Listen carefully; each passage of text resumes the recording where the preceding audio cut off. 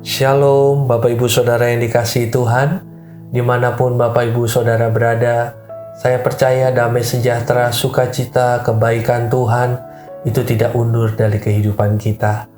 Jumpa lagi dengan kami Yabes Community dalam Sukat Suara Kasih Tuhan. Hari ini renungan firman Tuhan terambil dari Kolose 3 ayat yang ke-17. Demikianlah firman Tuhan. Dan segala sesuatu yang kamu lakukan, dengan perkataan atau perbuatan, lakukanlah semuanya itu dalam nama Tuhan Yesus, sambil mengucap syukur oleh Dia kepada Allah Bapa kita. Di masa pandemik ini, di mana ruang gerak kita terbatas, harga-harga semakin tinggi, cuaca yang buruk, banjir, hujan, becek, nggak ada ojek, atau orang-orang di sekitar kita yang seringkali bisa memancing sungut-sungut dan amarah kita. Mengucap syukur merupakan suatu yang sulit dilakukan ketika kita menghadapi suatu keadaan yang tidak kita harapkan seperti itu. Mengetahui manfaat dari ucapan syukur, hanya itulah yang mendorong kita untuk kita bisa mengucap syukur sekalipun dalam keadaan yang sulit untuk bersyukur. Ada seorang pernah menuliskan sesuatu tentang ucapan syukur. Bersyukurlah meskipun engkau belum mendapatkan semua yang engkau inginkan. Karena jika engkau sudah mendapatkan semuanya, maka engkau akan berhenti berusaha. Bersyukurlah karena engkau tidak mengetahui tentang segala sesuatu. Karena itu akan memberimu kesempatan untuk belajar. Bersyukurlah untuk saat-saat yang sulit, karena dalam keadaan saat-saat yang sulit seperti itu, kita bisa bertumbuh. Bersyukurlah untuk setiap keterbatasan kita, karena itu memberi kesempatan untuk kita memperbaiki diri. Bersyukurlah untuk setiap tantangan, karena itu akan membangun kekuatan dan karakter kita. Bersyukurlah untuk kesalahan yang pernah kita buat di masa lalu, karena itu akan memberi kita sebuah pelajaran yang berharga. Bersyukurlah ketika engkau merasa lelah, karena itu berarti engkau telah melakukan sesuatu dan membuat suatu perubahan di masa lalu.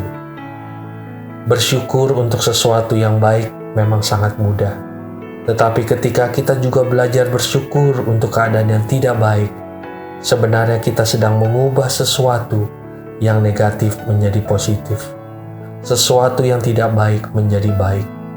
Sungut-sungut dan kemarahan tidak akan mengubah keadaan menjadi lebih baik.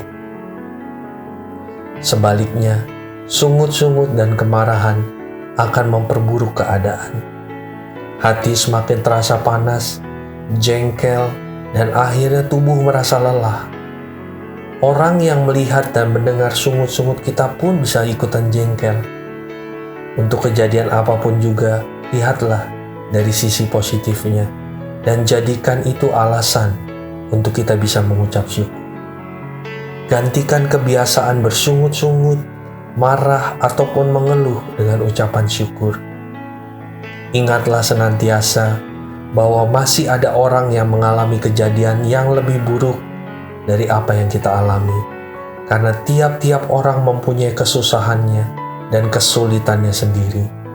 Jangan menggerutu karena ketidakmampuan atau karena sesuatu yang tidak kita miliki. Sebaliknya, bersyukurlah untuk apa yang kita miliki dan apa yang sudah kita nikmati, karena tidak semua orang seberuntung kita saat ini. Kita bahkan dapat melakukan lebih dari itu.